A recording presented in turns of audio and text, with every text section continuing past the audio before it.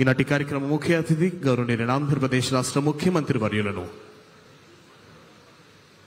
Constitution values అనే పుస్తకాన్ని ఆవిష్కరించవలసిందిగా అభ్యర్థిస్తున్నాం. Constitution for children. భారత రాజ్యాంగంలో ఉన్న నైతిక విలువలు కలిగినటువంటి కాన్స్టిట్యూషనల్ వాల్యూస్ అనే పుస్తక ఆవిష్కరణ గావించవలసిందిగా ముఖ్యమంత్రి గారిని అభ్యర్థిస్తున్నాం.